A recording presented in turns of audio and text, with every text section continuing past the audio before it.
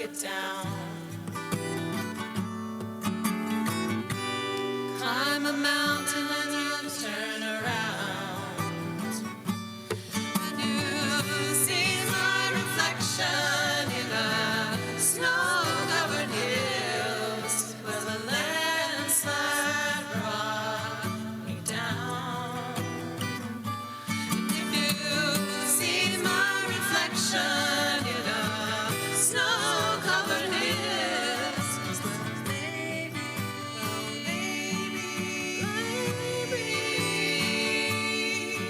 oh maybe,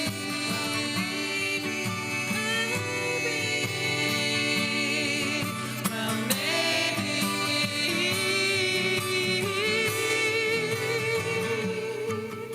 a landslide will bring you down.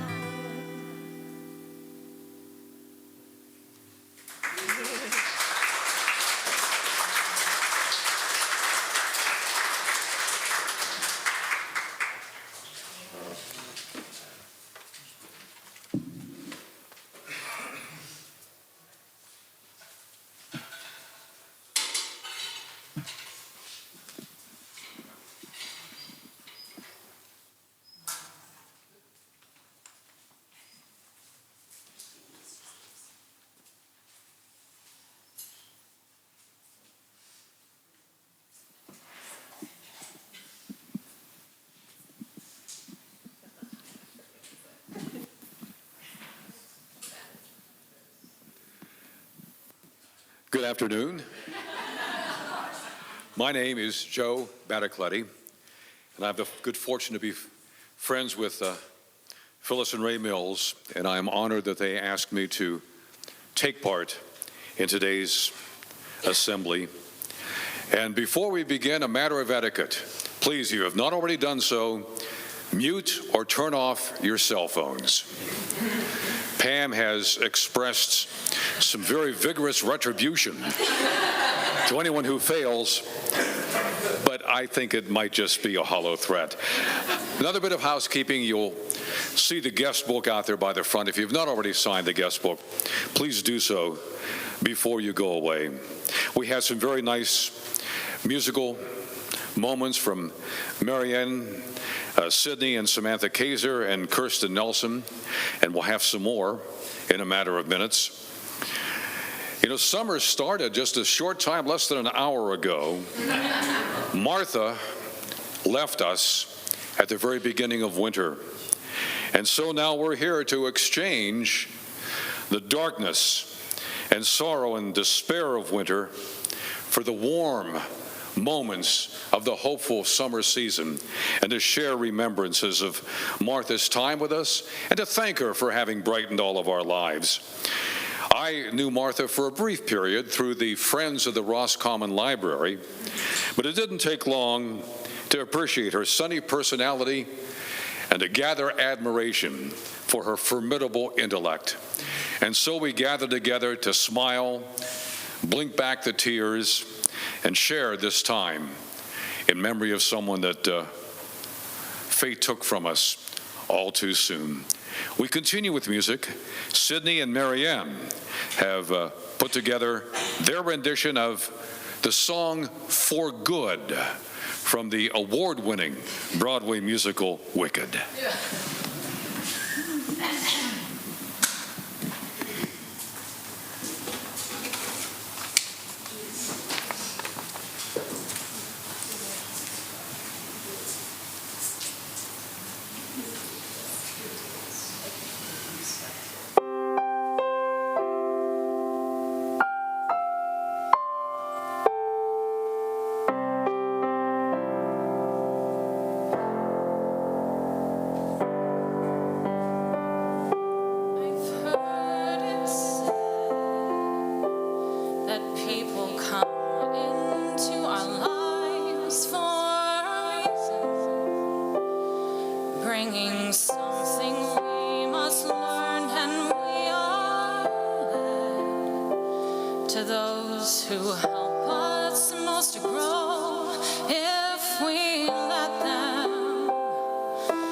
And we help them in return.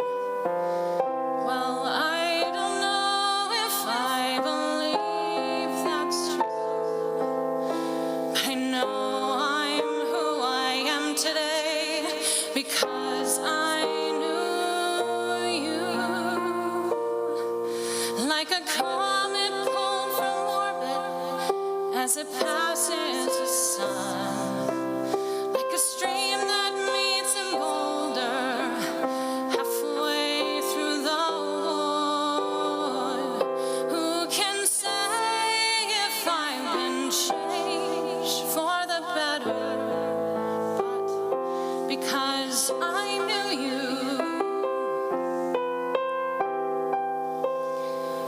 I have been changed for good.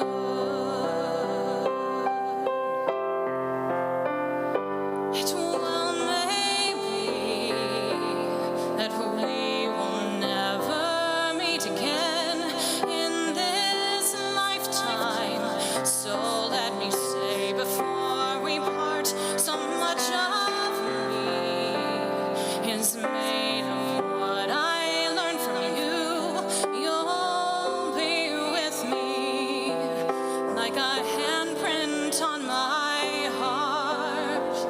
And now, whatever way our stories end, I know you have rewritten mine by being my friend.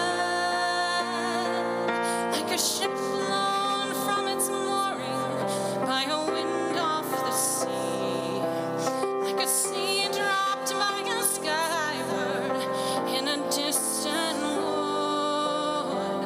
Who can say if I've been changed for the better? But because I knew you, because I knew you, I have been changed for good. Like a comet pulled from orbit as it passes the sun, like a seed dropped by a skybird in a distant wood. Who can say if I've been changed for the better? I do believe I have been changed for the better. And because I knew you, because I knew you,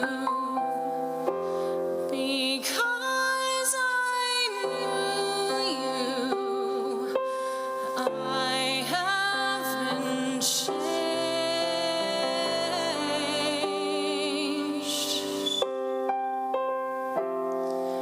for good.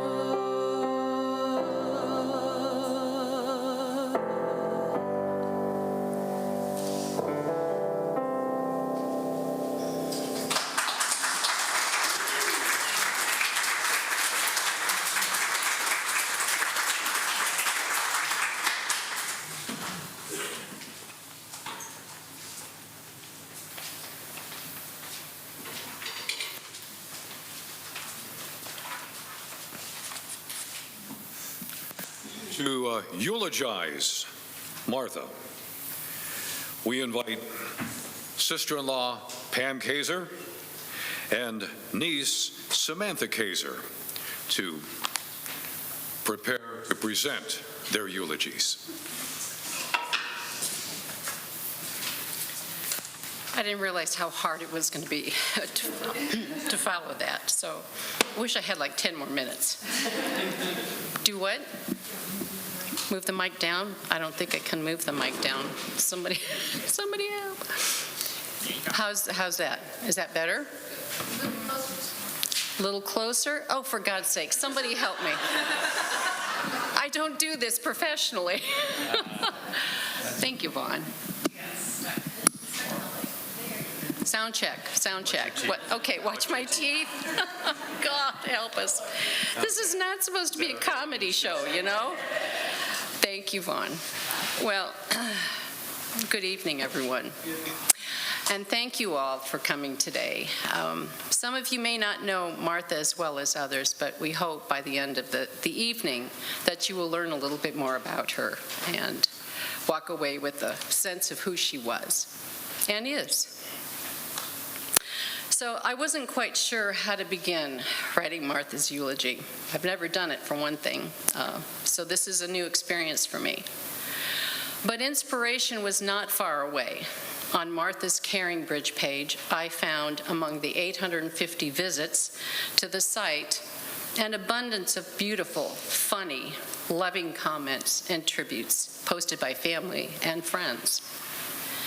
And I would like to begin with a reflection from Martha's friend Audra, written on the very day that Martha died. She wrote, "I was told the other day that as humans, we are mistaken, that we plan for the birth of a baby and we gather together. We celebrate and we smile. And yet when one of us is transitioning from the physical, we bow our heads, we wear black, and we mourn.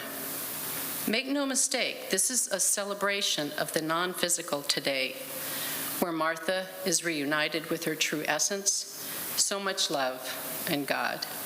So thank you, Audra. While many tears have been shed over the past months, today, June 20th, is above all a day of celebration, and still more tears. It is for us to reflect and share stories and thoughts about our Martha and what she meant to each and every one of us. A little background history for those of you who do not know Martha as well. Martha Kaser was born in Coldwater, Michigan on June 21st, 1955, to parents Phyllis and Maury Kaser. She was the third and youngest child with two older brothers, Mark and Vaughn. Her family moved when Martha was just 2 months old to Ann Arbor, Michigan, so Martha's father could go to school in public health. This was just the beginning of many moves with her family, and which probably set the stage for her wanderlust as an adult. After Ann Arbor, and still as a young child, she lived in Chicago, Hastings, Michigan, Gambier, Ohio, before the family settled in Montague, Michigan, where she was about 7 years old. Now, Montague was significant for the Kasers. It was there they befriended a family with two young boys, Rick and Rob. And Julie wasn't in the picture yet. You were in the bill, yeah. And their parents, Ray and Gwen. The baseball-besotted Kaser boys soon had Ray Mills as their Little League coach. Many long-lasting connections were born there. Several years later, the Kasers moved yet again, and this time to Columbia, Missouri. There, Martha completed high school and did some undergraduate studies at the university before moving to Eugene, Oregon, where her cousin Alden lived. After Eugene, it was back to Chicago, where Martha, along with friend Kevin, there he is, from Eugene, stayed with Phyllis in her one-bedroom apartment. Yeah, that was fun, wasn't it? While living in Chicago, Martha worked as a ward clerk at Northwest Memorial Hospital in the labor, delivery, and postpartum ward. She loved being around the babies, but she decided she wanted a more hands-on connection with people, which led her to become a massage therapist. After Chicago, and not necessarily in this order, there were several more moves to and from her beloved Hawaii, to Los Osos, California, school in Brattleboro, Vermont, with friend Lucas, time in Seattle, and toss in a few European trips, and eventually back to Michigan, just to complete the circle. She covered a lot of territory and made many friends along the way, all the while spending time with family whenever she could. Now, in looking through the Caring Bridge comments, there was definitely a theme in how people described or thought about Martha. Wise counselor, loving heart, dear friend and confidant, astro buddy, caring, brilliant, loving, goat friend, which is greatest of all time, friends, Fluff Jr., this is a special auntie and niece name, Solstice Baby, mentor and teacher, the best listener, compassionate, playful, joyful, witty, and last by no means least, a demon Scrabble player. And here are just a few stories of how Martha embodies some of those virtues. Loving heart and compassionate. Martha was present in many of our lives to help take care of family during times of need. Excuse me, sorry.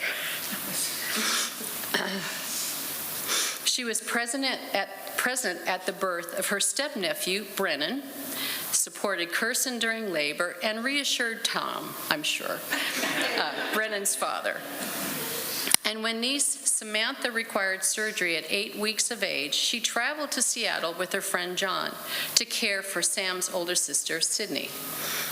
Martha later told me how she and John spent the afternoon at the zoo with Sid. Now, wanting to be the really cool auntie, she relented when Sydney, well, probably more like begged, not asked, begged to have cotton candy. She relented. But whenever Sydney's head was turned, Martha kept ripping off chunks of the cotton candy and throwing it over her shoulder. She couldn't bring Sydney back home on a sugar high. Years later, when Martha's brother, Mark, was diagnosed with leukemia, she visited Seattle several times to help out in any way she could. I was blessed to have Martha with me at the time that her brother died. It was a special moment that I still cherish today. And when sister-in-law Marian had health issues and needed surgery, Martha once again stepped up to help out since her nephews, Ian and Elliott, were still young. And I'm confident others have their own examples of when Martha was there for them. Okay. Let me get these to you. Okay. Martha is mentor and teacher.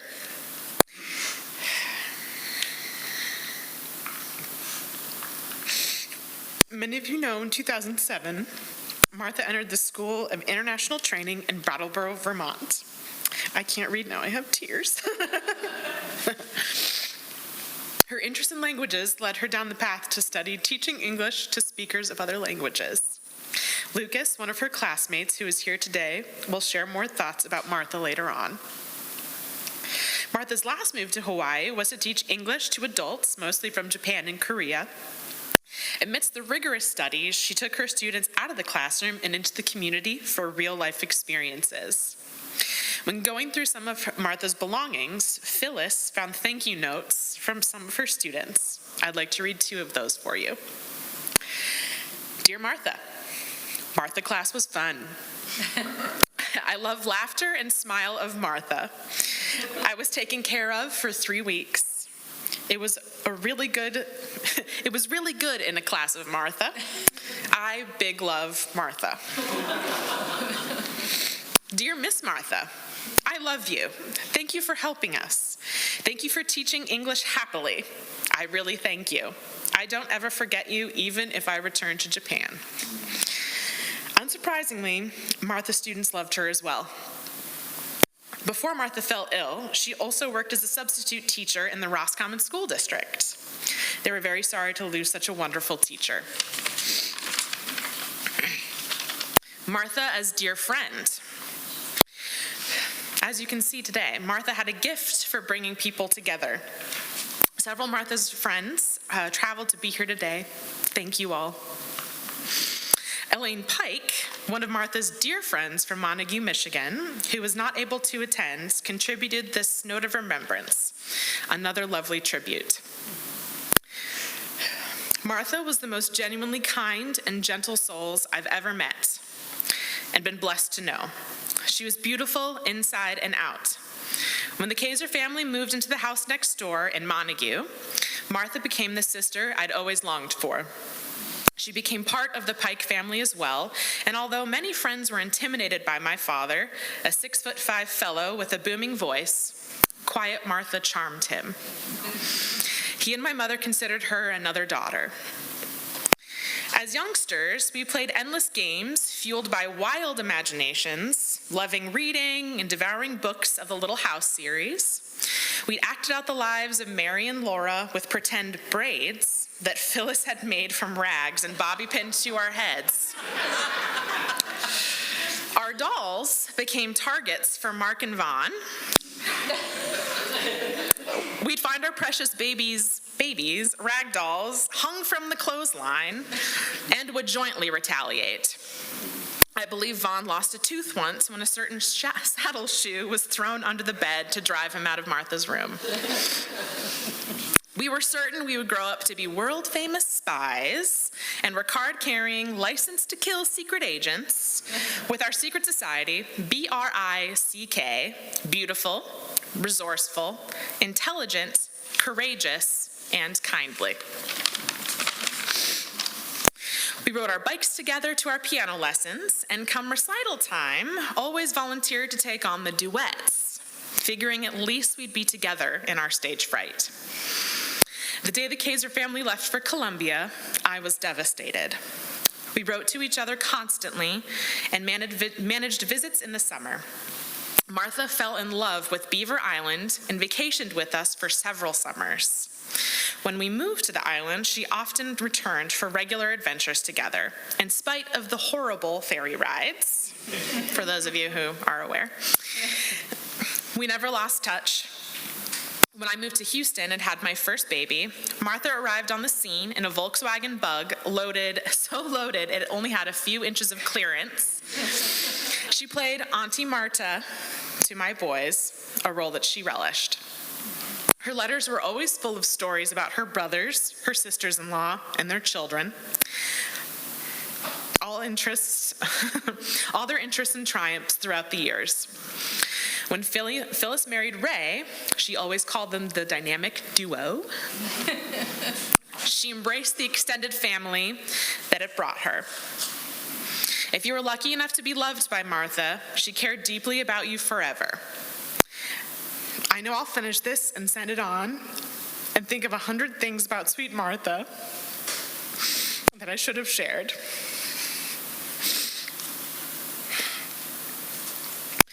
I will always cherish our deep, enduring friendship. I will always be proud to have been her best friend, and I miss her. Forgive me.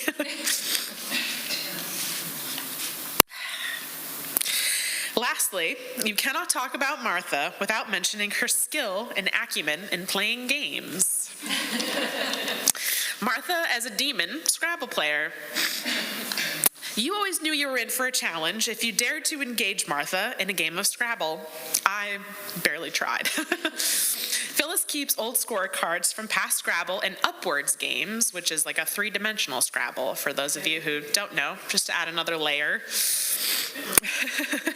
And then we would play these with Martha. Not surprisingly, she won most of the time. Martha was, of course, a Gemini, like her mother and myself. Geminis are known to be natural learners. Their innate curiosity means they flourish in environments that challenge their thinking and allow them to acquire new skills. Doesn't that sound like our Martha? Yeah. This prepared her to be a worthy opponent in trivia. She was incredibly smart and a very skilled player. She and Phyllis even organized trivia night at the church once Martha had moved to Roscommon. You never know what will happen when you get Geminis together.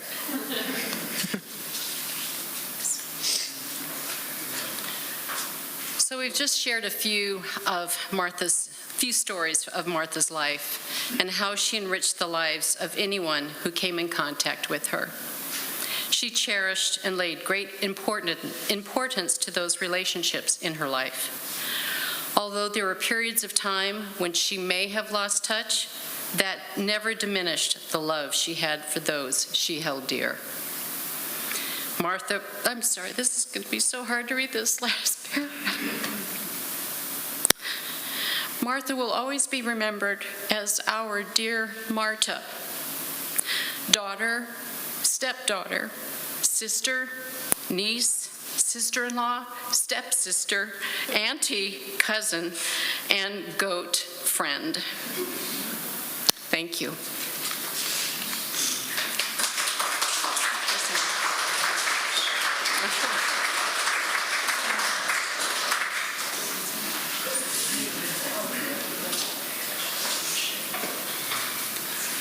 Thank you for sharing so personal and deep-rooted memories. We have remembrances of Martha's nephews and nieces delivered to us by one of those nephews, Elliott Kaser. Please come to the podium.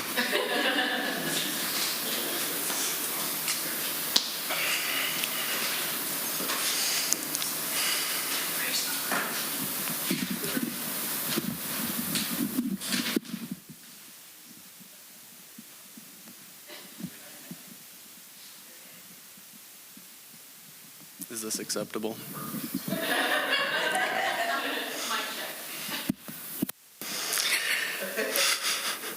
Hello, my name is Elliott Kaser, and today I will be speaking on behalf of not only myself, but my brother Ian and my cousins Sydney and Sam. All four of us were extremely fortunate to have Martha, an incredible woman, as our aunt. All of us who had the pleasure of knowing Martha knew her as a person who, above all else, was approachable. She was someone you knew you could be yourself around, who you didn't need to put on a face for, or feel pressured to please or be accepted by. You knew that she would accept you for who you are, and you could talk to her about anything without judgment. We all know how kind Martha was, but perhaps what really made her approachable was that in addition to being kind, she could also engage in some therapeutic, pessimistic commentary on whatever situation you wanted to vent about. Now, to many of you, being pessimistic may sound like a negative trait, but I would have to strongly disagree. To be empathetic, one must possess a fair degree of pessimism, which many of us Kasers do. Pessimists see things as they truly are. They acknowledge that there is great suffering in the world and thus understand the importance of being kind to our fellow humans and never passing judgment upon them. Although this personality trait may not always be the most beneficial to one's own mental health, it makes someone real and approachable like our Aunt Martha. My favorite memory of Martha is also one of my most recent. In the summer of 2019, lots of family was in Roscommon for Grandma Phyllis and Grandpa Ray's 90th birthday. The night before the party, we were gathered at Grandma and Grandpa's house having a great time. However, as many of us Kasers seem to, I tend to get a little overwhelmed in large social situations, and I ended up in the basement with Martha and my wife Marian. For about 30 minutes, the three of us talked very openly about our lives and our emotions, things that were going well, but more importantly, things that were not. Normally, I am not someone who shares their personal struggles or business with other people or even close family members, but this is what made Martha so special to me. I hadn't really spoken or seen her for a couple of years leading up to this moment, but despite that, I always felt this special connection and felt so comfortable and open around her. My brother Ian, who unfortunately could not be here today, also felt connected to Martha in a similar way that I did. One of his fondest memories of Martha was about 10 years ago. Ian had been going through a difficult time and was hanging out with a few friends when he got a call from Martha. He stepped outside to take the call and ended up in an hour-long conversation discussing everything he had been going through, as well as joking around and sharing laughs. She was someone he also felt he could open up to and feel comfortable sharing whatever was on his mind without having to worry for a second that he would be judged. The special connection that my brother and I felt with Martha goes back to our early childhood. Thinking back to when we were kids, perhaps the first thing that drew us to her was her world-class back scratches. My parents can attest to the fact that we were always looking for someone to scratch our backs, and no one in the family was better at it than Martha. Whenever Martha would scratch our backs, she would finish it off by cracking an egg on our head, as she called it, where she would gently tap the top of our head with her fist and then slowly run her fingers down our face to simulate the feeling of raw egg dripping down. It still gives me goosebumps to think about it today. When my brother and I were in high school, Martha moved to our hometown of Los Osos, California for a few years. I remember Ian and I being very excited, not only because this was the first time that we would have a member of our extended family living so close, but especially because it was Martha, who we absolutely loved and who we knew we could trust not to tell our parents if she caught us doing stuff we weren't supposed to be doing, assuming it wasn't anything too irresponsible. Some other fond memories that my brother and I shared with Martha also involve spending time with our cousins, Sydney and Sam, who I know have always adored Martha just as much as we do. When we were younger, it would sometimes get a little competitive jockeying for Martha's attention. One can only scratch so many backs and crack so many eggs at a time. As we got older, we all shared memories watching stand-up comedy specials and movies together. Martha always had a great sense of humor and a great taste in comedy, even if it took us a little longer to evolve to her more sophisticated taste. When she tried to introduce us to the first couple episodes of Curb Your Enthusiasm, which she told us was absolutely hilarious, we were unimpressed. As we aged, we came to recognize that this show is pretty good, and it became one of our all-time favorites. Martha always had a way of forming special relationships with her nieces and nephews. However, it wasn't always a one-size-fits-all approach. Martha had a variety of cute nicknames to bestow on Sid and Sam, like Chip and Squidge, which they loved, but she knew better than to try to give my brother and I nicknames. While some family members would simply ignore or find amusement in the wishes and whinings of mere children, Martha would listen to and respect us, even when we were young, and find a way to connect with us in a unique way and make each of us feel loved and understood. When Sid and Sam's father, Mark, passed away in 2008, Martha helped comfort them during this most tragic time of their life. Soon after Mark's passing, Martha came to live with Sid, Sam, and Pam for a while in what Martha liked to call the sleeping house. Now, Sam claims that this term derives from the quiet, solitude, and dimly lit nature of the home, but I can't help but infer that this nickname is possibly a double entendre, also referring to the copious hours of sleep everyone in the house liked to get. And I'm sure Martha had no issue fitting in there. What Sid and Sam remember most about this time was that Martha spent with them was the caring, calming, and nurturing presence that Martha brought as they mourned this tragic loss. Once again, Martha's ability to simply make people feel comfortable had a profound impact on the lives of her loved ones.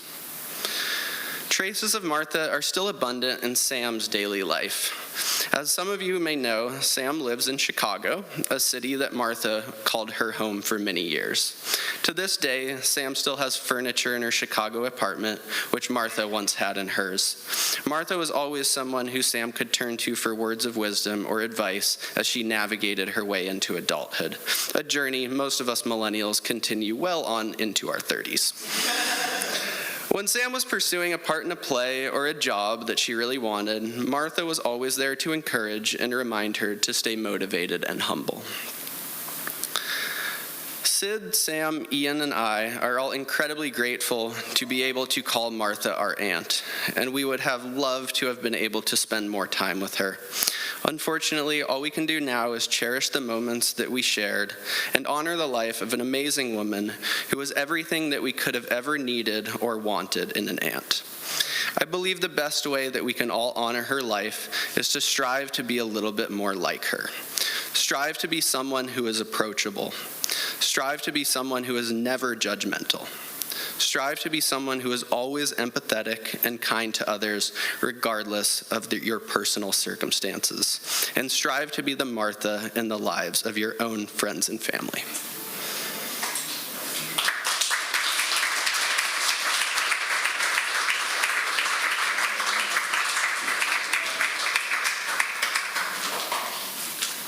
Thank you. We'll call on now someone who knew Martha as a good friend. Lucas Kovacevich has come today. Lucas.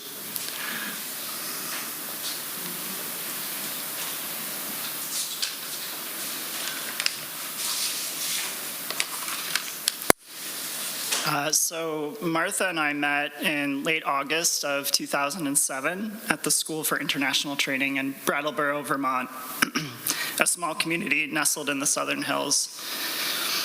I can't say that I remember the exact moment that Martha and I met. However, when I look back on those first months in school, Martha is an indelible part of my memories there and my experience. I can recall lunches on the outdoor patio with Martha during the first fall in the cool, crisp air, ever curious about the new people we encountered, and she always had a joke or two up her sleeve. I recall watching Martha going off for walks into the forest on campus, strolling easily past my dorm room windows, sending out a whistle to me as our own special hello. I especially recall Martha and a fellow student, Warren, fighting like siblings over the Sunday crossword puzzles from the New York Times. And then our time together in Pachuca, Mexico, during our teaching internship that winter, where we had new and memorable adventures. Some of my most beloved memories include late-night dinners at a local restaurant where a visiting school supervisor had a few too many drinks and took it upon himself to sing his favorite songs to the entire restaurant in his broken Spanish. Or road trips with our in-country supervisor, Magdalena, driving along the dusty and abandoned highways, hitting speed bumps at full speed. Magdalena, utterly undeterred, while Martha and I couldn't decide if we should laugh or hitch a ride back. Or the time we took the bus to Mexico City to visit Frida Kahlo's Casa Azul, and the driver had the remake of Hairspray on repeat for what felt like hours on end. Martha in the seat next to me, mocking John Travolta's fake Midwestern accent, and the two of us, heads back, laughing hysterically. Martha's humor had a way of bringing lightness, juxtaposition, and insight to many, many moments, and I can still clearly hear her giggle echoing in my head. While we could joke easily together, Martha had an inclination to dive into deeper questions. What's next for you and me? Or how do we navigate this human existence as spiritual beings? And all of the hows and whys we would ask each other, allowing silence to fill in the spaces and uncertainty. Our time together at the School for International Training was brief. However, we had made a mark on one another, and our connection persisted through new adventures, new places, new unknowns. And from early on in our friendship, I could feel Martha's deep sense of care and gentleness cover and envelop me. She was that friend I had met many lifetimes ago, that friend who innately understood and held me in my own complexities and contradictions. In her death, I am seeing a side of Martha I could have never known while she was alive.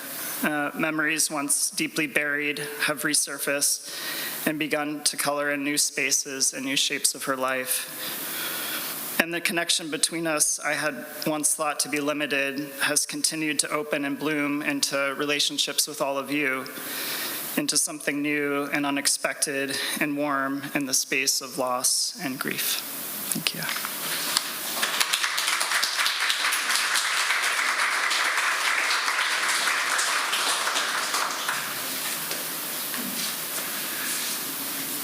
And now we will hear from someone who literally knew Martha from the very beginning.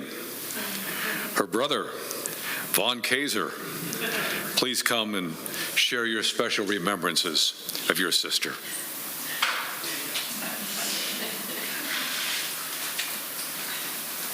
Okay. I should have found out what you were going to say about me, because I have a few memories to share. I just have some other thoughts. One is I can't read with my glasses, or maybe I can depending on where I hold it.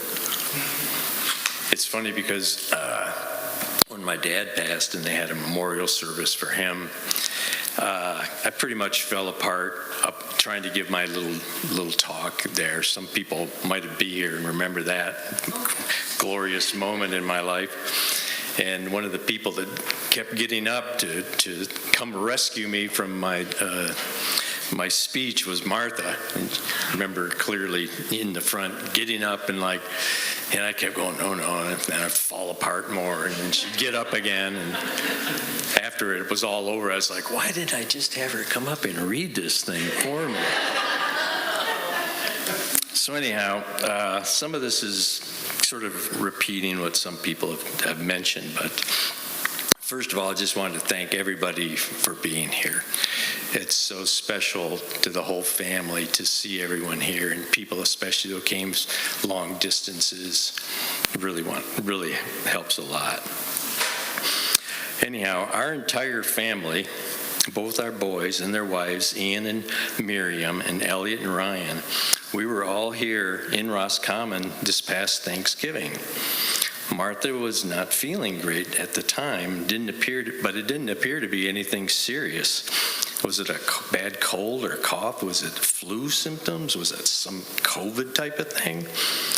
But she was still up and about much of the time we were here. We played a few rounds of hearts, not too many word games. And I was pretty good at Scrabble too, but I don't remember if we went head to head too many times. But we played hearts. I think I got killed there. But we did take her to one of the clinics in Houghton, and it wasn't a really thorough checkup, but nothing was really resolved at that time. But it wasn't until a week later, after we had left, that she went to one of the hospitals, forget which one specifically, but to get a more thorough exam, and the first signs of something more serious were discovered, and just sort of the picture became more dire from there. And less than a month later, on Christmas Day, early in the morning, Martha succumbed to one of the fastest forms of cancer I'd ever heard of. And unfortunately for me, I did not make it back in time. I came the next day. Some people were here with her. Of course, my mom was there. Lucas was here. And we're really grateful for him to be here in the final day. It was funny because I told somebody here that, what time was it here in Michigan? Was it 1 o'clock, 2 o'clock? The exact time? 5 o'clock, because I woke up in California at the same time. And Mom called me, even though it was 3 hours earlier, and I was already awake. So I thought those kinds of things happen, But my comments sort of are related to some of the more specific things in the last few years. I've been asking myself a question about who was my sister. I didn't really know her that well because we were going through a lot of the letters and writings and remembrances by people that she had known over more than the last 20 years or so, and it was just really heartwarming to hear all these comments that people were making about how helpful they were. And of course, I was aware of her movements, from the University of Oregon, moving to Chicago, becoming a professional masseuse, living in the city, developing her knowledge about the healing arts, related healing arts such as Reiki and other types of things, learning about nutrition and taking care of yourself, your whole self, and learning how to help others. And she finished her degree in Northeastern in Chicago, and then later on, of course, she got her master's degree at the School of International Training. And she moved to Hawaii, where she took on work teaching English as a second language, which is from where the school was that they read the notes from. And I read many of those other notes that her classmates passed on. So I didn't see Martha that much, of course, through those years. Pretty much after we both left Columbia, Missouri, didn't see her very often. It was always great being together, and it was often here in Michigan, of course, catching up. She did live with us in Los Osos for a while. But in these years, I really didn't know the complete, wonderful person my sister Martha had become.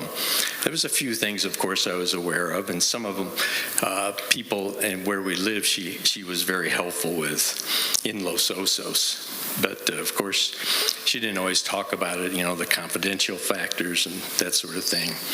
But she made some wonderful, meaningful connections with many other people during her travels. And some of her closest friends are here today, of course, and they shared their experience. I know this, though. She was compassionate, caring, loving, a good listener, supportive, and empathic. It's how she always was, even when she was a young child.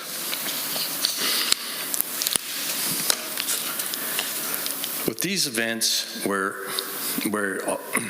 the events where it all sort of comes together for Martha has to do with the periodic mental health challenges she began to experience in her adult life. Martha lived through challenges of depression and bipolar II.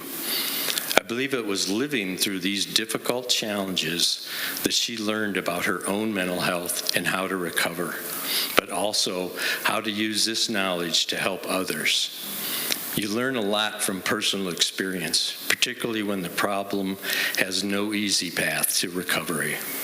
It strengthened her empathy and understanding of all sorts of struggles and challenges related to mental health and just regular physical health problems that many of us experience.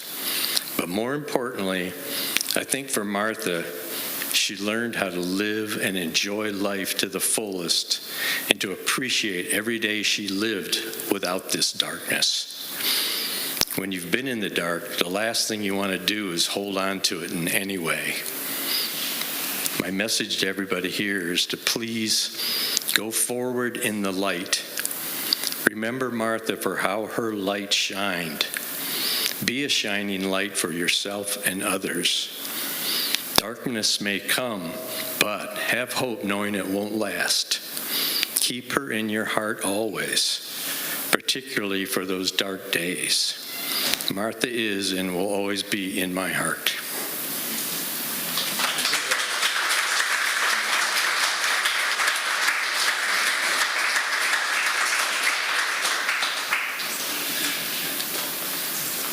Thank you. Well, we've certainly heard a great deal about this unique woman. And now we're going to see some of the interludes from the rich and varied life that Martha lived.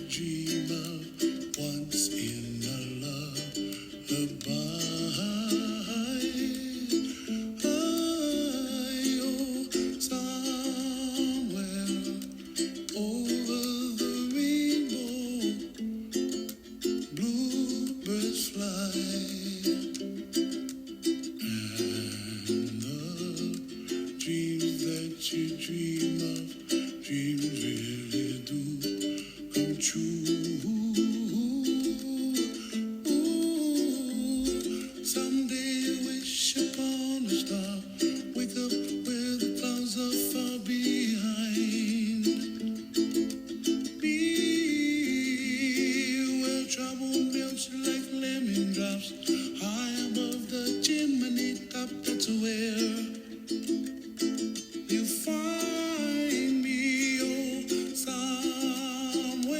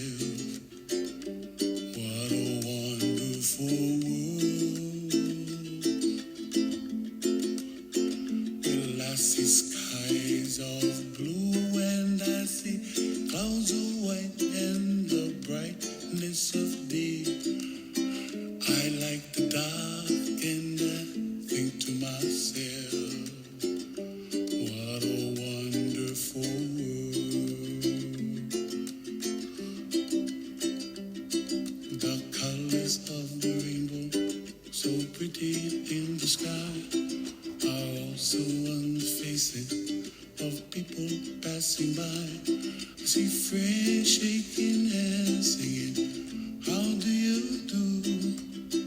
They really sing, I love you.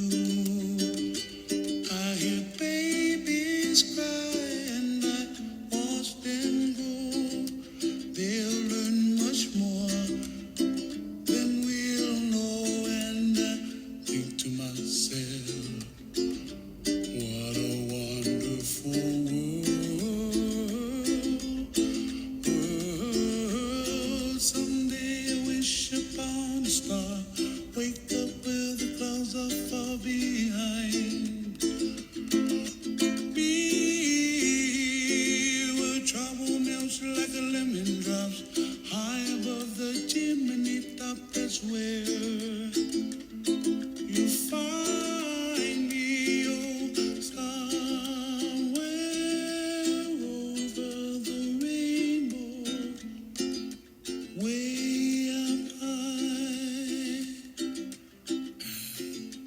The dreams that you dare to, why, oh, why can't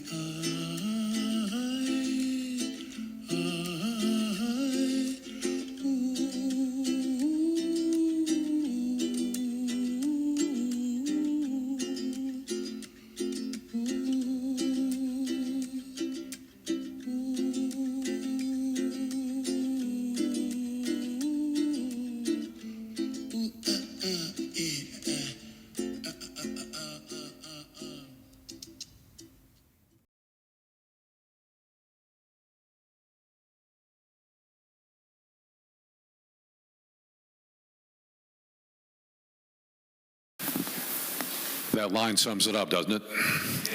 Her life a blessing, her memory a treasure. Well, this concludes this portion of our assembly. We now invite everyone to go to the other end of the building for some refreshments and a repast. And at the end of that time, there'll be a microphone which will be available for those who wish to step up, introduce yourself, and share your own brief thoughts and memories of Martha Kaser. And on behalf of the family, thank you so much to everyone who came today. And please don't leave without signing the guest book. Thank you. Thank you.